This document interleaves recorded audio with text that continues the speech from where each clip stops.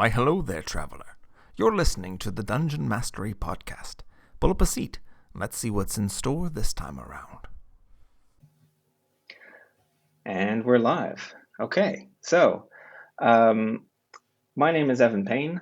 I am a software engineer and I am the creator of the app Dungeon Mastery, which you can find at dungeonmastery.app. I'm also the DM of my home game I play with my family, and I'm happy to present a new podcast, video, whatever we're going to do with this, where we have some fun with other DMs, GMs, whatever they might be termed. And my first guest joining me today is, can you introduce yourself? I can, yeah. My name is Michele. I am down under Aussie D&D Dungeon Master, I guess. And I am grouped up with a group called Fate's Grip. And yeah, we have fun every week showing whoever wants to hang out what we do. Awesome. Yeah, I've tuned in a number of times to your show, and it's a great game, a great crew. I find it actually a bit on the darker side, which is neat. There's some heavy moments in there. It's great. It's well done. Thank you. Appreciate it. Do you have a D20 handy? I do. Okay. Absolutely. So we're going to do a little bit of an actual game in addition to the games that are inside the game.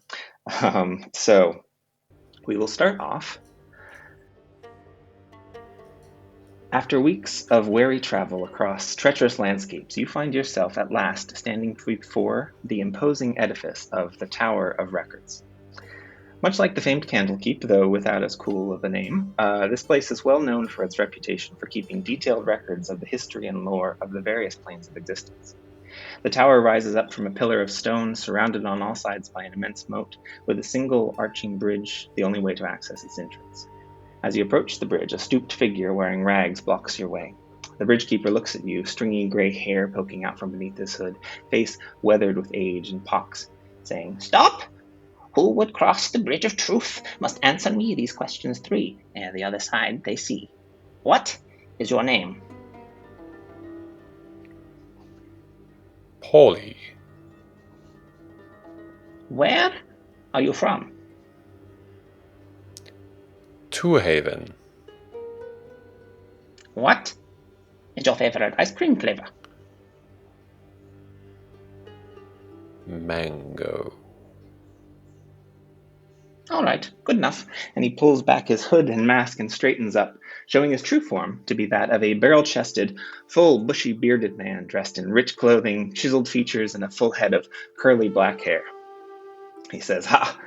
My name is Lord Gerald Fitzgibbons, but you can call me Lord Jerry. I am head lawkeeper of the tower you see before you. We're very glad you've arrived, and I think we should get right into it, don't you?" Absolutely. "All right, follow me then." He brings you across the bridge, and you enter the tower itself. The entrance hall is magnificent, covered in marble, and staircases going left and right. Many people sort of traverse the hallways carrying various books, dressed in attire to be expected of such a place full of lore. He says, "We're going to proceed initially to what we call the stage, affectionately around here. It's just through here," and he takes you down in between the staircases through a lengthening hallway. Intro questions, sort of origin story-wise. How did you first encounter tabletop role-playing games? And when did you first run your own as a GM? Yeah, I am about 30, what am I, 34 years old now? And when I was in high school, which is way back in the early 2000s, a young man, not me, a young man was introduced to our little group at the bottom of L block, and in that bitumen-ridden area of school, he brought this second generation of advanced Dungeons and Dragons, and he started just roping people in and telling a story, and so I was introduced to Thaco and that sort of thing, and very briefly before 3.5 then came out with its load of books, and it just went from there. Yeah, I as well started back in second edition, but I didn't play. So I was in a bookstore and I always browsed the fantasy section, and there was this sort of the shelves bled over into the newly kind of burgeoning graphic novel section, and then wedged in there was this sort of like monster manual, and I was flipping through it, going like, "This is great! I want to do this."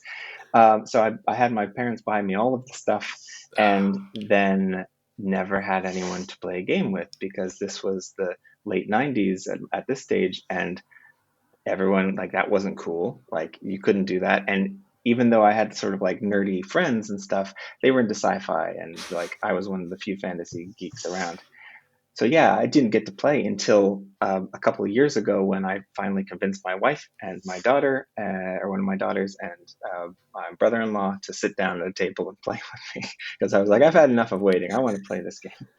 That's awesome. I can't imagine playing with family. I'm assuming that would just be a whole nother level of fun. That's great. It's it is. It's good bonding, especially for the 12-year-old. She's really, I think, growing up a bit because of it.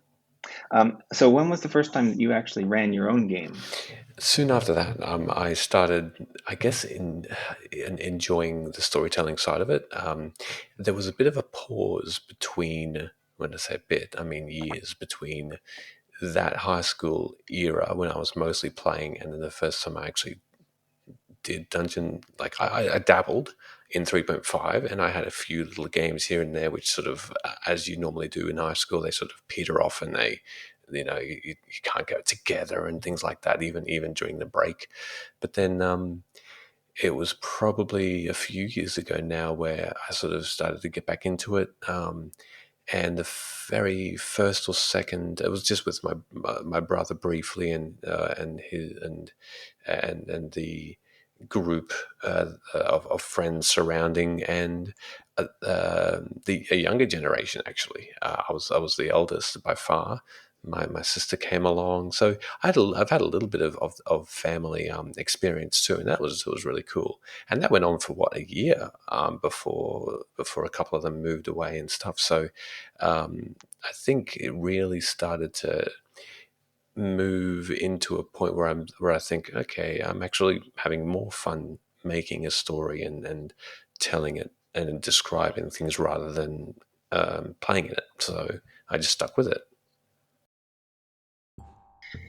Gradually, the uh, hallway closes around you, the doors lessen until you finally get to the very end, and a set of double doors, red and wooden, push open as you enter into a dark and lightless space.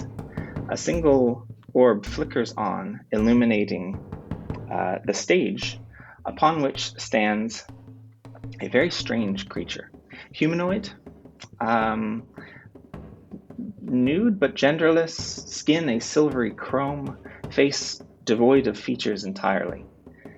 You turn to look for Lord Jerry, and he and the doorway are gone behind you in the blackness of the space. The figure on the stage gestures, waves towards you to step forward. They speak, they say, I am referred to as the blank. As part of your first responsibilities within the tower, we shall play a bit of a game where you will help me find my form for the day. It gestures, and this mirror frame comes up, filling the space between this figure and yourself. Looking through, you see the figure, but then the surface of the mirror becomes opaque or reflective, and you see yourself in there. The voice comes out, speaking with your own lips, and says, we will begin with whatever form comes into play. I would like it if you could say the lines that you read when the magic takes hold. I will send you in the chat here the lines that you will read as each of the NPCs that we encounter. As you are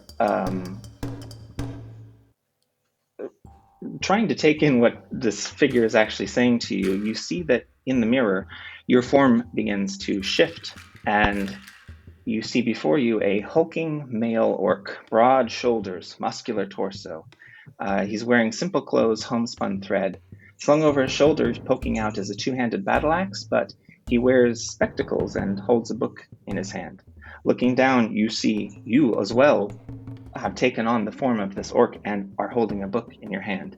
And as you open and read the words on the page, you speak in the orc's voice. Do not go gentle into that good night. Old age should burn and rave at close of day. Rage, rage against the dying of the light. As you finish, the surface of the mirror shimmers a little, and the reflection of the orc speaks back to you, saying, "Yes, that is interesting. I will take it into account. One more, please." And the orc in the mirror shimmers again and shifts, and you find yourself and the reflection shrinking in size, and your hair changes, your face changes, and you find yourself and in the mirror the form of a female halfling child. Blonde curls tumbling around her face. She wears an elegant pink dress, but both the dress and her hands have bits of paint smeared on them. She holds a scroll in her hands, ready to recite what she reads on it. And as you look down, you see the same words as before. And you speak in her voice. Do not go gentle into that good night. Old age should burn and rave at close of day. Rage, rage against the dying of the light. The figure in the mirror nods her head slowly, says, "Yes, this is interesting choice. We will have one more before we are done. Yes?" The mirror again shimmers, and the form shifts rapidly this time into that of a sinuous, adolescent green dragon. Fiery letters appear, rimmed in gold, in the air, in front of its face and your own. And you once again speak in the dragon's voice. Do not go gentle into that good night. Old age should burn and rave at close of day. Rage, rage against the dying of the light. With that, the mirror shimmers a final time, grows bright, and then settles back into stillness. Behind, the reflection of the dragon cocks its head, spreads its wings, and you see it spreading behind what is no longer a mirror but an open space. Looking down, you see your own hands once more. The dragon speaks and says, "I very much like this one. I suppose they didn't mention that I am also the instructor in martial skills. Rage, rage against the dying of light." And we should roll initiative here.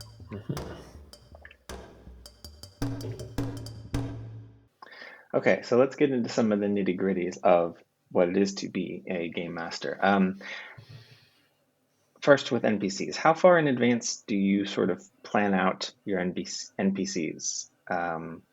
What descriptions do you write out about them versus making them up on the spot? Yeah, I mean, it's a bit of both. The characters that I want the players to spend a lot of time with, I make a list of physical attributes, things that they fear, things that they love, what things that they are, what their goals are, because I want them to have a life as well. What relationships they have with their superiors and other people, And I make that up maybe I make it up pretty much weeks in advance, because then I might not even say hi to him or her, because so I want it to be prepared in case they do. So I might have maybe 5 or 6 characters fleshed out, and then the player that wants to go into that dark alley and see one of the, I don't know, one of the mafia style of bosses or something like that, that I don't prepare for. You always have to prepare for a couple of people, and even then, I might have a couple of voices up my sleeve, and mash that with a description of what they look like. And the one thing I always seem to have is a name. I always seem to have a name for Yeah. them, just ready for some reason. Yeah, I find the naming to be really difficult. It's not that I can't do it, it's just, every now and then there's some NPC goblin. I'm like, his name is David. Uh-huh. That's, because Yeah. the kind of, yeah, not wanting to dive too deep into the goblin culture necessarily and know that it's Gralork, you're just like, sure, Bob. Why not? Yeah, where where um where do you get the voices from? You in particular. I think everyone has different styles, but Well, the first thing I lean on heavily is I've been all over Europe, so my predominant accents are European based. Um, and then I branch out into similar voices that I hear in movies. So I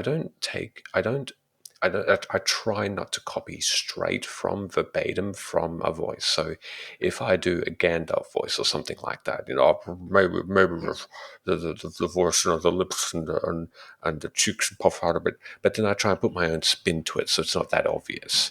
Um, and as well as that, the pace is very important, and I think there are some pretty fantastic voice actors, or just actors in general, that pace their tones quite well.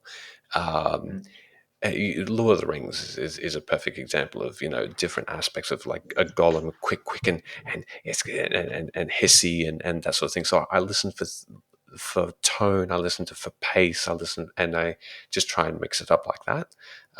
But yeah, the very first thing I thought of was accents from Europe, mm, predominantly.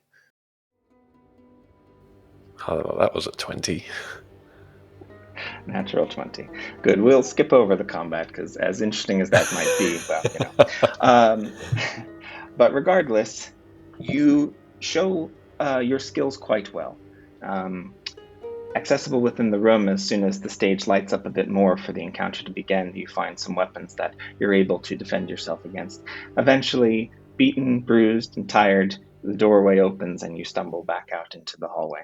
Lord Jerry is standing there, waiting upon you. He looks you up and down and says, probably went as well as you could be expected. Let's press on to our next thing on our agenda. This one's very exciting, I think. Now, come. And he leads you back down the hallway, which has shifted a slight bit. You notice more doors than there were before. And at one stage, he randomly turns left and takes you through a doorway into a similar lengthening hallway. Looking back behind you, the door is the same red ones that you entered for the stage, but you just passed through it. He says, "Oh, don't worry about such things. Space is constantly shifting in this tower. There's not so much room, after all, from the outside, but we have plenty to do here to keep track of all the lore that passes through our doors." Just a little bit further. You pass through another set of doors into a large library of sorts, bookshelves stretching 1, 2, 3, 4, 5 stories up into this chamber. A few people are seated around there. You see a tabaxi, you see a few gnomes clustered around the desk. But Lord Jerry pushes past that whole place and leads you into what is known as the map room. You see that big door letters on the doorway that he takes you through as well. The map room itself is spherical in nature, or hemisphere, demisphere. Regardless, it is rounded in nature and is reflected upon a map on the table in the center of the room. A minotaur stands there, aging, horns wrapped in dull cloth. He is drawing some parts of a map. As you look closer, the map is unfinished. There are various bits and pieces that are penciled in, and you start to look for perhaps the tower where you are to find out more, but he notices you entering. Lord Jerry, once more, is nowhere to be seen. The Minotaur says, "Oh, hello. I am very glad that you are here at last. I am told that you are an expert in things such as fighting and magic and other things. This is true, yes?" Yes, it certainly is. I'm very glad to hear it. So today we will be exploring a new location that I have not been to before. he points to a green gem, this sort of faceted, maybe not an emerald, but greenish and glowing slightly. He says, Now, you'll take this gem in your hand, yes? Of course. and as you reach out to grab it, the space around you disappears. Your eyes instinctively close as this bright light flares. And into that silence and void, you hear his voice again saying, At first it is bright, close eyes. When you open them, can you describe for me the place that you have landed? I have no idea where it is, so I will need to know many things. You open your eyes and describe what you see. Well, there's lots of sand dunes, but the sand dunes are open-aired. There's nothing underneath them. There's mountains of sand, but and the wind is blowing on each hill. That's many feet apart from each other. Between the sand dunes, there's empty air. Although I'm on one of these sand dunes, I'm not sure what would happen if I stepped off. Do not try this thing yet, you hear in your head the voice. But tell me, smells perhaps. Are there anything that you smell? Plant life? What is in the distance? I smell humidity. Just this overwhelming void of smells. Although rose, I see a rose that's close by. It's of a green and blue leaf, and it's quite fragrant. In the distance, just more dunes, and more of these flowers are starting to emerge from the sand, and this rose smell. In addition to the dunes and the flowers, you catch sight of 3 figures cresting the top of one of the dunes and moving towards you in a obviously menacing fashion. Describe these creatures out loud so that the Minotaur can understand. I see also three beings that are walking in my direction. Although they seem to be running, they seem to have these winding and winding capes on their backs. They are of your race, in fact, but 3, 4, 5 times as large, with several horns, not just 2, and they seem to be doing some sort of dance as their dark skin sweats in the double sun, and they're coming towards me. Well, I was a bit worried that this might happen, and it sounds very intimidating, but you have some magical abilities, yes? So, try to survive. Roll initiative. Okay, so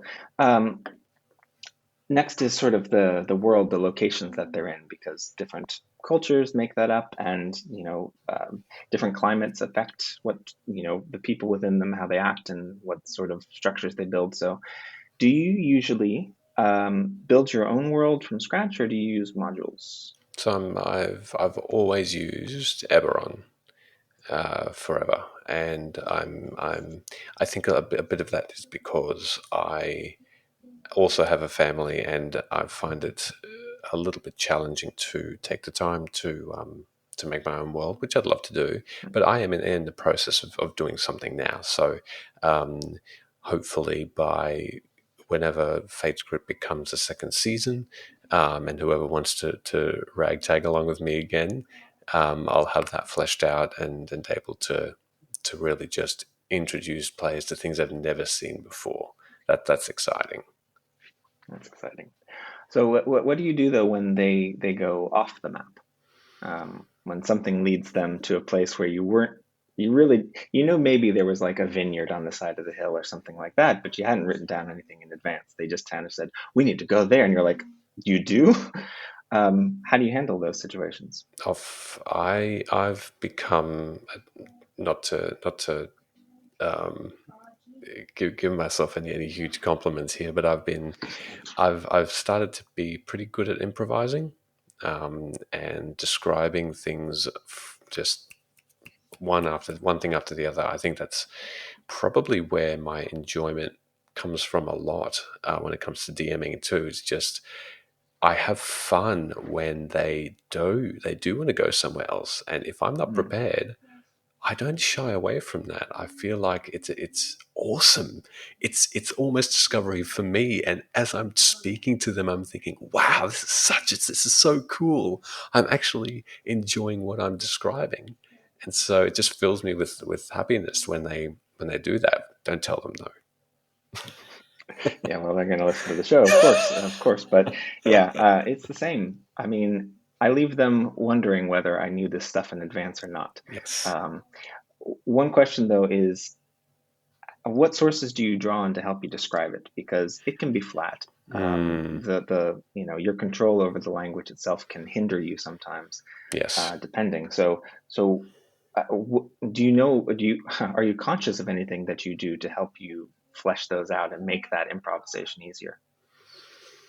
I don't know whether I'm aware of anything. I already picture it in my mind as I'm talking about it. I describe a scene in front of them that I'm not prepared for, as though I'm looking at it for the first time, as though I want it to be the best version of that thing that they see as possible. If it's a farmland, I don't know. I feel I seem to go out of my way to describe those aspects even more than things that I've prepared for. And I don't know. I don't know where it comes from. I don't know. I don't know if I have a particular source, and that probably when viewers are looking at it, unfortunately, they probably see that I might stumble over my words and things like that too. But um, yeah, it's a good question. Can I ask what you do? I don't know either. So I assume it comes from just reading a lot. Hmm. What sort of books did you read growing up, or do you read now?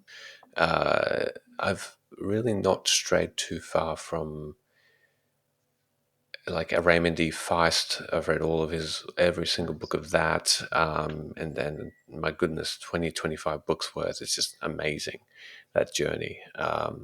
That sort of genre is definitely up my alley. And, whenever I read scenes like that, I feel like I lock in the description, I lock in what I see. And so I might use that again.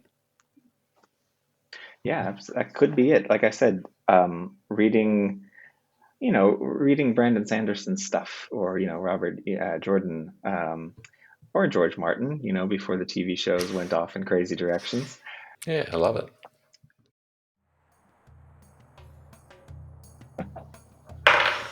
Oh, that was 8. Okay, so again, we'll skip past the battle, but it becomes increasingly difficult. You are able to draw on some of the magical abilities that you have and cast some spells that keep the fight from being too overwhelming and overpowering. But at certain points, you are nearly knocked unconscious, and eventually it occurs to you to let go of the gem that you had been holding, and as soon as you do so, you're back in the room on the floor, prone, but the Minotaur is drawing in where he thinks there is and making notations for a desert. And he says, "Well, that was very good. You should come back next time. I think this will be a very fruitful partnership we have as we fill in more details on our map here. May I ask one last question? What would you name this strange land that you came upon?" Oh, I'd probably say it's Aracia. Aracia. This is much better than Smelly Rose Desert, which I thought might be a thing, but okay, we'll go with yours. He just turns back to his map, and you hear a polite cough behind you, and hands are lifting you up, and Lord Jerry stands there once more. He says, "You're getting banged about today. It's all in a day's work, of course. How are you feeling so far?" I need a drink and healing potions. Otherwise, fine. Well, we've got one more task before we go into that. There shouldn't be too much danger involved, so it's only books and such. And he leads you back out through the doorway into the library once more. He says, "I don't know this one's name, actually." And he points to an ancient halfling, spotted scalp showing through his thinning white hair. His eyes are still sharp, and he is using a slim cane to walk, but he uses it more as a baton. He says, What? Jerry, just leave him with me. Get off with you. He sort of smacks him with the edge of his cane. Jerry lifts his hands and sort of backs away and says, "Good luck. I'll be seeing you later." The librarian says, I'm the librarian. That's all you need to know. and he rummages in his pockets and he pulls out a pair of spectacles and he hands these to you, these fine wire rim spectacles. He says, these spectacles have the power to translate any written language into words that the wearer can understand. So we would need you today to evaluate some of these books and other things that we've discovered. Sound like a plan? And he pulls out immediately this book. It's a dusty green book. Cover is faded with time. The gilding is long since rubbed off, all but a few of the symbols that spell out the title. He says, it was found in the middle of a forest clearing, left on the stump of a dead tree. There was a dead pixie beside it, I remember reading in the notes. Could you put the spectacles on, please, and tell us what it says? I will put the spectacles The title on is more than enough. and read. So you put the spectacles on, you feel a strange tingling, but that's it. And looking at the cover, you find you can comprehend the words. I read its title, and it says, "A book regarding pixies and how to destroy them."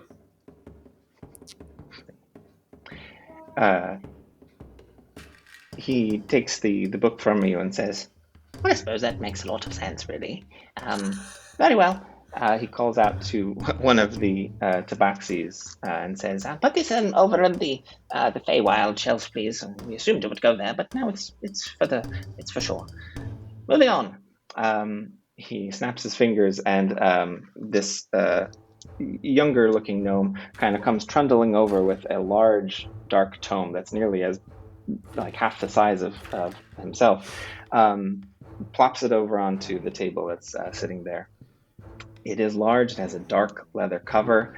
There are some runes that are sort of carved into its surface. It is sewn shut, actually, by its black leather cord that has been threaded back and forth between the holes in the front and the back cover. The librarian says, now this was found at the bottom of a well. It was seemingly undamaged by the water, and none of us have really dared to open it. Someone must have sealed it for a reason. Could you please tell us at least its title so we know where to shelve it appropriately? Yes, I take this large book and put the spectacles back on. You haven't been able to take the spectacles off, actually. You started to tug them, and they didn't quite want to move, and then you were distracted by the book arriving.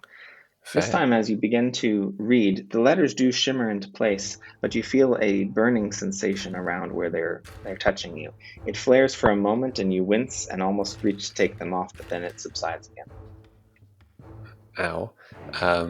It reads Tailoring for Hill Giants. Hill giants, very interesting. Wonder why it would be sewed shut, perhaps. Well, we'll find out one day, I'm sure. Doesn't seem perhaps as dangerous as we expected, so. And he shouts and lifts his cane up again to sort of wave, and the same tabaxi comes over.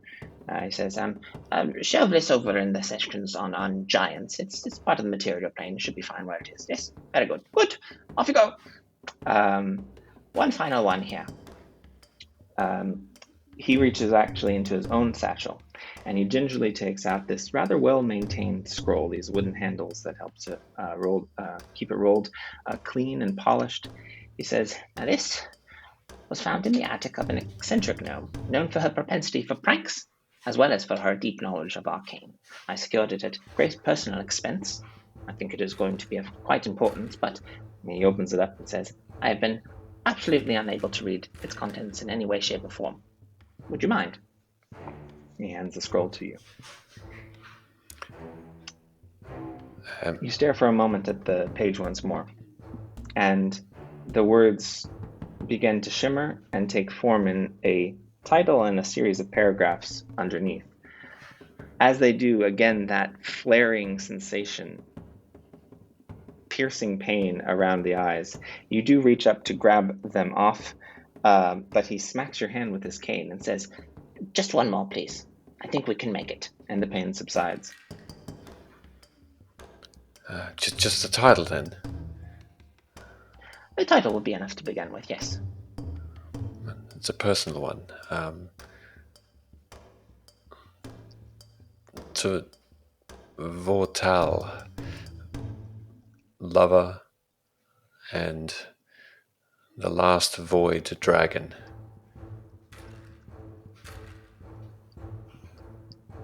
Very interesting.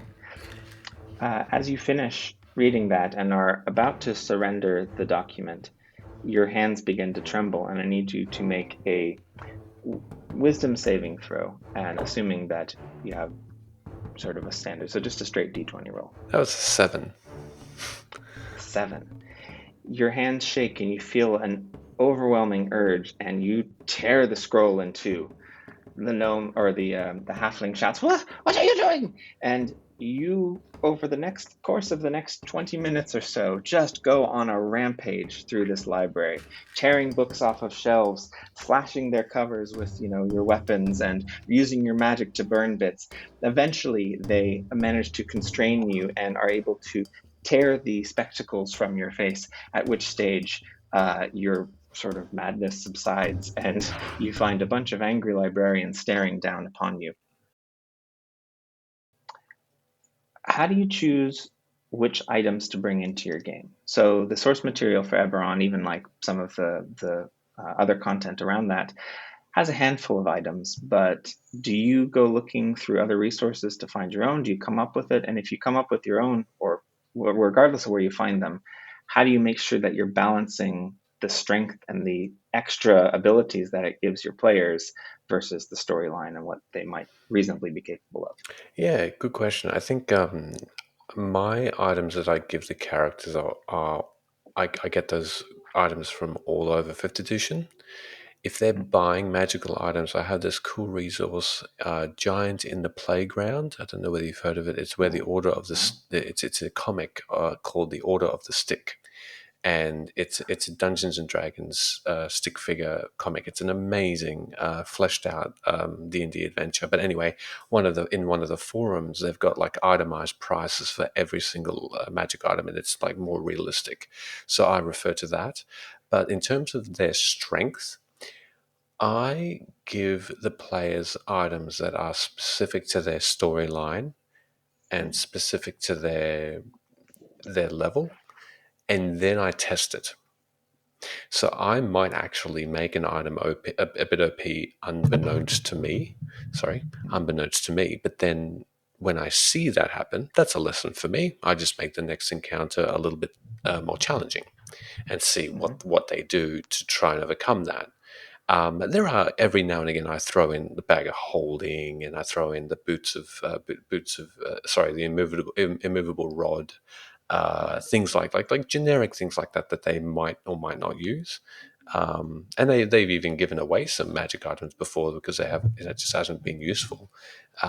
So I can make mistakes, and I don't want every magic item I offer to be useful either. I want them to understand what's out there.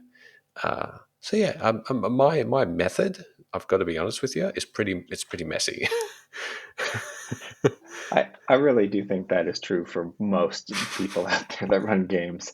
I'm sure there are the ones that are like meticulously balancing it and planning each encounter to say, they have these 10 items that will mean that a fire elemental will not be a challenge for them, etc. But I think even then you can sort of make it a challenge. There's always a way. It's an interesting, it's a cool thing to balance. Environmental factors realistically are just an amazing element to a scene of battle where a lot of their magic items are not going to do anything, and that's where they really have to think about the what they can climb on, what they can dive under, things like that, things that they need their skills to do. So yeah, it's definitely not all about. For me, I don't want it to be a rolling over encounters because of magic items. So. Yeah, I mean, in our campaign, they were doing that. They were rolling over encounters, picking up new magic items, getting more powerful. And they were all in a certain vein, these things. They were like lightning strike and forces, some vague protective, but just against like swords and things. And then they encountered a bunch of mind flayers, and they were just constantly getting knocked out. And those were just the first wave, and they had sort of to go deeper and eventually fight Dern. And like they were not prepared, even at level, I think they were at level 10 when they started it. They were not ready for that kind of challenge after breezing through all the rest. So it made for a really interesting, intense moment. Okay, last question then is what tools do you use at your table to help keep things running smoothly and to keep the players engaged? Oh, engaged. Well, I mean, technology-wise, I guess I've got my PC, my monitor set up with the battle map. I've got my iPhone playing music through a speaker. I've got my iPad that shows all the books and the rules and all virtually there. So that's, I guess, my physical setup. I'm sitting down and I sort of revert back and forth. I give the players enough time to do some RPing so I can just refer to things. I can miss a thing or two every now and again. I think I did that last week actually with a battle. I had to actually put pieces into Roll20. I use Roll20, but then engagement. There's always music running in the background. I think engagement comes from the players as much as the DM. I think they wouldn't be sitting there if they weren't enjoying themselves. And hopefully that's a lot to do with me. And I think engagement comes with voices I put on, scenes I enact.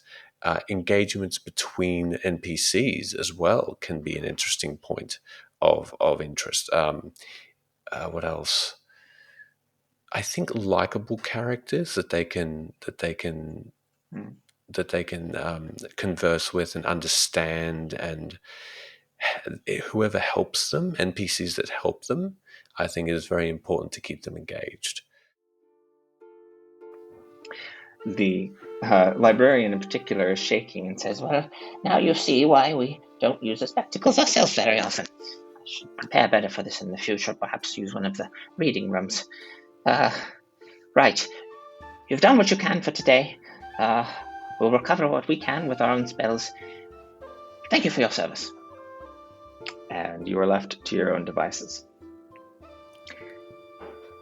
A serving girl approaches you and says, Right, I was told I should take you up to your chambers so you can finally rest for the evenings. Are you ready to do so? They want me again. Well, I guess they will eventually. I mean, Regardless, you look very tired. I am. How long am I here for? Oh, I couldn't say, my lord. I could find out. Maybe ask someone. I'll just follow you and rest. Let's do that first, yeah. And she takes you back out of the library door, through a few more hallways, and up to the main entranceway, where she then leads you up a set of staircases, and there is much more of an inn hotel kind of vibe to these hallways. Like an easily cleaned carpet sort of lines the floor. The doors are simple and numbered. She takes you to number 27, opens that, and brings you into a simple threadbare chamber: bed, closet, mirror, window overlooking the moat, which is a nice touch. As you sit warily upon the bed, she sort of says, "Now, my lord, is there anything else I can do for you?" She sort of raises her shoulder a little suggestively and, drops the edge of the shirt off. A drink. Just a drink. Water. Right. And then she ripped off of her face, and there standing before you again is Lord Jerry, who says, I got you again. Well, it has been a busy day for you. I'm very impressed. He pulls out a tankard of some sort of liquid, pours it into a cup, and hands it to you. You've done some really good work today. I wish we had more folks like you on our land. In any case, I hope you enjoy the next 7 days back in the mundane world doing your normal work. We'll see you again next week, and at least we'll see you again if there's no mishaps with the instructors or last-minute visits from my family or, plagues requiring we self-quarantine. Barring that, we'll continue your work next week, one session at a time. You're still here. And he waves his hand, and the room dissolves around you, and you find yourself sitting once more in front of your computer screen, speaking with strangers on the internet. Michele, thank you so much for being here. It was an absolute pleasure. Those of you that are interested can see some of the creations, and as we build more with future Game Masters, will be available at the site in the show notes. We're sponsored for now by my company, Dungeon Mastery. If you want to check out the app that helps you keep track of your lore, your player characters, your NPCs, your history, your creations, and locations as well, with ease and fluidity, please do check it out. The free plan is quite generous, and see what you think. In the meantime, thank you so much for listening, and we'll see you again next time. You've been listening to the Dungeon Mastery Podcast. The music for this episode was created by Ivan Dutch and lovingly used under the Creative Commons Attribution License. You can find these tracks and more at ivandutch.com, D-U-C-H. If you enjoyed this episode, let us know so we can make more. As they say in the common vernacular, don't forget to like and subscribe.